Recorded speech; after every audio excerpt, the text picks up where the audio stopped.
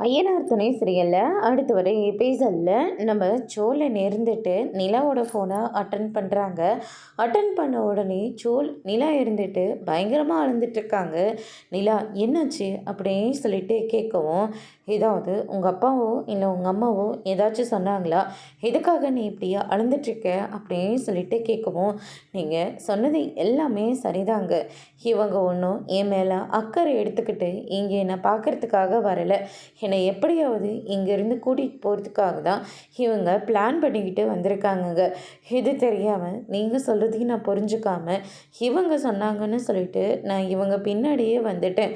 தயவு செஞ்சு என்னை மன்னிச்சிடுங்க.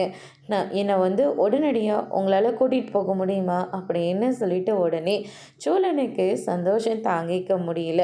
அவ்வளோ சந்தோஷமாக இருக்கார். அதுக்கடுத்து தான் பார்த்திங்கன்னா நம்ம சோழன் இருந்துட்டு நான் திரும்பவும் நிலாவை இந்த வீட்டுக்கு கூட்டிகிட்டு வர போகிறேன், ஆரத்தியை ரெடியாக எடுத்து வச்சுக்கோங்க அப்படின்ற மாதிரியே சொல்லிடுறாங்க. இதை கேட்டு உடனே சோழா ஏதாவது அங்கே போய் பிரச்சனை பண்ண போகிறடா, இங்கே பாருங்கன்னு நான் சொன்னேன் இல்லை, அந்த ஆள் ஏதோ ஒரு பிளானோடு தான் இங்கே வந்திருக்கான்னு. நான் சொன்ன மாதிரியே ஆயிடுச்சு பார்த்தீங்களா.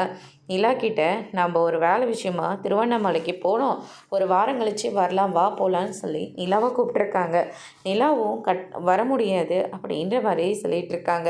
ஆனால் அவங்க 2 பேரும் பிளான் போட்டு தான் நிலாவை இங்கேருந்து கூட்டிகிட்டு போகிறதுக்காக இங்கே வந்திருக்காங்க. நம்ம ஒருத்தர் மாதிரி ஒருத்தர் போய் நிலாவை பார்த்துக்குறோம்ல, அது அவங்களால பொறுக்க முடியல.